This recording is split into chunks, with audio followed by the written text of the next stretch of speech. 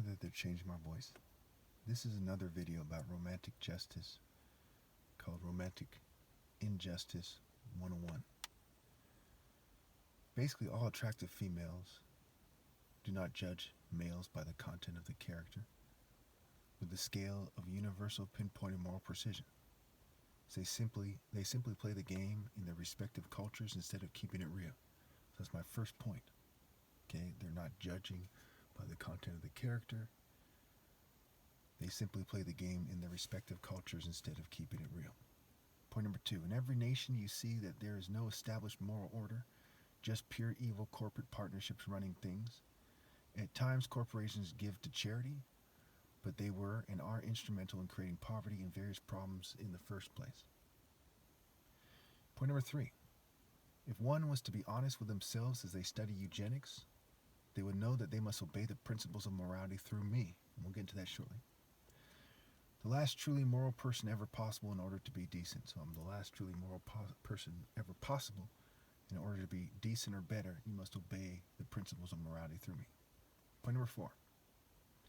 Many evil people say they would help me if I serve the evil people they serve. This just overkills that I am right. I'm right, and I'm right not to serve them. Okay? Why would they bother to say they would help me if I serve the evil people they serve? Help me do what? Okay? They don't present a viable counter-argument about obeying God through me. They just tell me to serve the evil people and groups that they serve.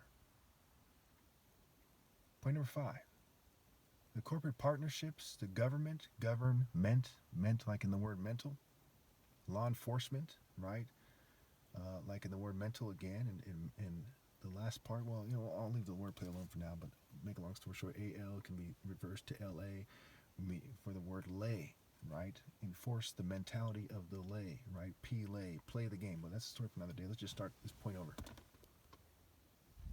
The corporate partnerships, the governmental, law enforcemental, social clubs, frats, think fraternizing, sex cults, clubs, so-called secret societies, religions, religious groups, political groups, and other groups of people, all drastically influence sexual behavior but do not live by or convey moral precision, right? For example, it's not right to molest a child ever, versus people saying, well, accept it and play stupid about it and just let them do it once a year or something. Right? It's fucking retarded. It's never right to do it. These groups are social norm fanatics instead, right? They look at what people are doing. In Nazi Germany, they would have been Nazis. In communist Russia, they would have been communists. The symbol of Christianity is not a symbol of conforming to the world, but carrying your cross and dying. Same with Islam, right? Martyr, right? Same with Judaism, okay? Standing firm. There's this one story where this guy waits for the enemy army to come by himself and strikes them all down according to the story, right? Almost certainly symbolic of something, but it first and foremost, that idea is sound, okay? The idea of standing firm against overwhelming odds, the David and Goliath example.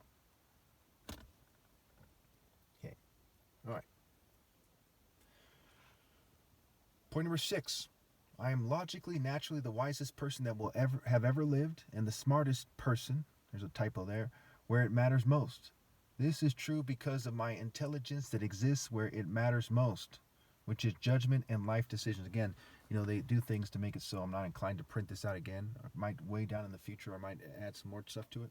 But for now, I'm just going to, leave it as it is, okay? So they say he doesn't know how to spell smartest, right? And that's social norm fanaticism. It's like, look, he's a brain surgeon's son, the top martial artist ever, the only guy doing the right thing on the whole fucking planet. And all you can say is, well, he doesn't even know how to spell smartest. I'm smarter than he is. That's fucking retarded. That's that social norm fanaticism I'm talking about. Okay. So where it matters most, right? This is true because of my intelligence that exists where it matters most, which is judgment and life decisions. What is wisdom? As I've shown in the video the other day, I don't know if I posted it, where I said that wisdom, okay, has to do with life decisions and sound judgment and the quality of being wise and so on and so forth. Okay, I described it using the definition, and I built on that explanation from the dictionary definition. I think I put at least one of them on the screen. So I printed it out. Anyway, so this part shows on the screen. It should say logical, mathematical in terms of doing the sacred math. Is it more important to figure out calculus or to do the logic, the sacred math, right? Do the math, so to speak, to figure out what is the most important in life. So all these people. Oh wow, there's another typo there. All these people that think, hey, let me be a math professor. It's inferior to being a moral logic professor, if you will. Logical, mathematical, spatial, interpersonal, right? Understanding yourself and understanding others, right? Natural intelligence, spatial intelligence, how 3D objects relate in nature. I've gone over this many times. That's why I know off the top of my head. You don't need to understand this stuff, to understand the different forms of intelligence, but it certainly helps to write things down, break them down, consider what other people have to say, what have you. All right, 7. When you combine this fact with the fact that logic-led, fair-minded agnostics would agree that what is best for all society is that I am put in charge immediately. Surely it is stupid for a female to not obey the moral code I convey. Obviously, there has never been a viable counterargument for my moral code. So what would a fair-minded agnostic, someone who doesn't know if God is real or not, but knows that it's stupid to take unnecessary gambles. So they would say this guy's the most righteous person logically, with universal logic. You don't have to be a theist or a polytheist or anything like that to agree that this guy is universally the most righteous person. Focus, moral intensity, universal pinpointed moral precision, a willingness to die for what is right. That is the qualities you need in a true leader, not some kind of bootlicker elevated by their social club or something. Okay, not privilege. A willingness to die for universal pinpointed moral precision, not some bootlicker elevated by privilege and fair weather sluts. You see what I'm saying? Pretty straightforward. Okay. So, again, it says, surely it is stupid for a female to not obey the moral code I convey. Obviously, there has never been a viable counterargument for my moral code. Point number 8. It is wrong to communicate immorality with body language, unless one is explaining immorality or something like that. It is wrong for a female to want to reject me in her mind, heart, and soul, and to communicate the rejection by her actions. Okay, so obviously, if someone's obviously not in my family, and I see an attractive female, she's in an invalid marriage, or she's single, or she's in a erotic desire relationship, or whatever, okay, and say that's Christ right there. If she conveys that she's a gang stalker, or that she's working for the state, a gang stalker that refuses to obey God through me, or she's working for the state, she needs to take the opportunity to make it clear to me that she is willing to receive God through me. Make it clear. If you make it clear to me and you're attractive, I'm going to reach out to you. Okay, if you make it clear to me, if you're not attractive, I'm going to say, hey, let's team up together. But I'm not going to want to date you unless you are pleasing to the heart. And we'll get into Psalm 45 and why it's wrong to try to get me to settle, right? Set, the deity of evil, Satan, Satan, set ill, settle. We'll get to that. All right. And there's no such thing, obviously, as settling for the most ideal person that ever lived, right? Only, we'll get to that. We'll get to that. All right. Point number 9, true love can only come through true justice. So they say, hey, what if you tell a female, hey, I want you to submit to me because I'm the most righteous person that ever lived, and your opinion and your emotions don't matter.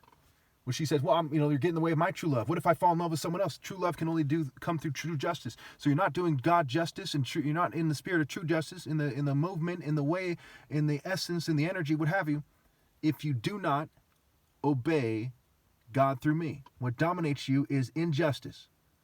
What is prevailing, the prevailing tendency and inclination you have is injustice. And true love cannot come through that. It must come through true justice. True justice. Point number 10. Therefore, a core part of romantic justice is the irrefutable, the undeniable fact that morally precise logic must come before emotions.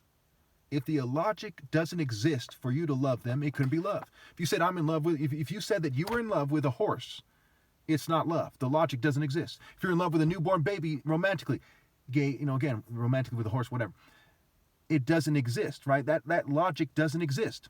Okay, a newborn baby is something you can't logically be romantically in love with as an adult. A horse is not something you can romantically be in love with as an adult logically. Okay, they're making it hard for me to speak. They're fuming me and so on and so forth. So if the logic doesn't exist, okay, it's stupid to pursue it.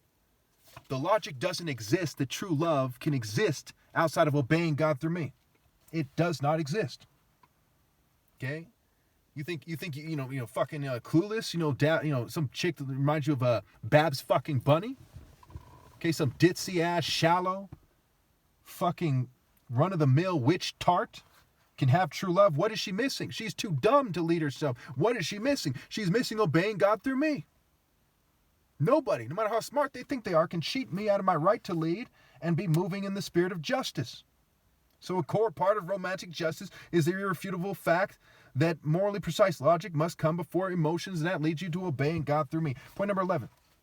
Even if I am sabotaged and my brain is hacked, I am the gate.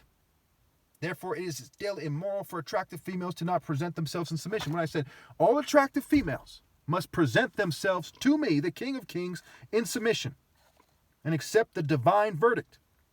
They have no viable counterargument. My whole core argument is justice, right? Romantic justice, right? Doing God justice, okay? The moral order. Obviously, I only asked them to do things that are moral. If there was a disagreement and they really felt the need to disagree, we can break it down on a piece of paper and go point by point. Like, I got to explain this. Point number 12. If an attractive female were to stand before the Creator in judgment and to see all the people she hurt and how she hurt them, would she not know that she should have obeyed me? In Proverbs it says, heartache crushes the spirit. In Proverbs it also says, but a crushed spirit who can bear? So people can bear this and that, but a crushed spirit who can bear? Okay? Pretty straightforward. Maybe you disagree with those Proverbs? Put it in the comments. Point number 13. The Bible says narrow is the way to life and broad is the way to destruction for a reason. So travel the narrow road. Few find it, and that leads to life, righteousness, God. Okay? Broad is the way to destruction. And that leads away from righteousness, which is holiness, which is godliness. So if you're traveling the broad way that every bootlicking coward travels, you go to destruction. So if you say, hey, we don't want them to obey God through you, which means not to walk in the path of righteousness and justice, right? In the way of righteousness, along the path of justice, which is how wisdom travels, which is how the wise person travels. If you say, hey, we don't want them to do that, you're telling them to walk the broad way to destruction. There's no other way to look at it. There's no other way it could be. Whether you're a Christian or agnostic or even a fucking atheist, you know that your life is being destroyed as an immoral, unjust, punk-ass bitch if you do not obey God through me. There's no other way. Point number 14. In Proverbs it says, an attractive female who rejects good sense is like a gold ring in a pig's snout. Okay, where I live, the service isn't so good. I get hacked, and so I don't look up these things all the time, and I'm being fumed, so they interfere. But you can tell, look at this video compared to anyone else's video anywhere on the planet. This video is better than anybody else's best video there ever was posted on YouTube. Why? Because this is the way, the truth, and the life. And they're on some propaganda, fantasy, theater, art, punk-ass bitch shit, and you're a piece of shit if you don't know that. Point number 15. Psalm 45 says women should submit to the true King of justice and righteousness. He is God's representative. Paraphrasing. It basically says, he is your king. You must honor him. You must submit to him. You must bow to him. There's various translations is getting at the same idea. And it says about the king, ride forth, mighty one, ride forth in the cause of truth, justice, and humility, right? Humbling yourself before the Lord. Not pretending you're not Christ. Show me where in the Bible where Christ openly denied he's Christ. Or when it was time for him to say he's Christ, that he shrunk to fit. He didn't. Put a lamp on a stand. No one lights a lamp and puts it under a bushel. All people should obey, especially the attractive female. And it says, your beauty will make the king desire you. Honor him, for he is your Lord. Point number 16. We'll stop here because we're almost out of time here. As people should not be reproducing in the first place, and there will be no point to life in the world after I die due to tech, breeding, cheating, and generational ill-gotten gains. All sex after I die is immoral sex that is in an energy that is the continuity of rape and child molestation and more. Their life energy itself is rape and child molestation, as that is the source of their movement and the spirit they follow with no way around it but death. I cannot change this any more than I can change what happens when someone throws their offspring off a steep cliff. So I can't change the fact that after I'm gone, there's no righteous path. There's just bitches to follow, whether it's yourself or someone else or their offspring. Nothing but bitches and evil people will be bred. Okay, I can't change that any more than I can change the fact that if you throw your kid off a bridge or you throw your daughter while she's holding her baby off a steep cliff, whatever's going to happen is going to happen. I can't do anything about it.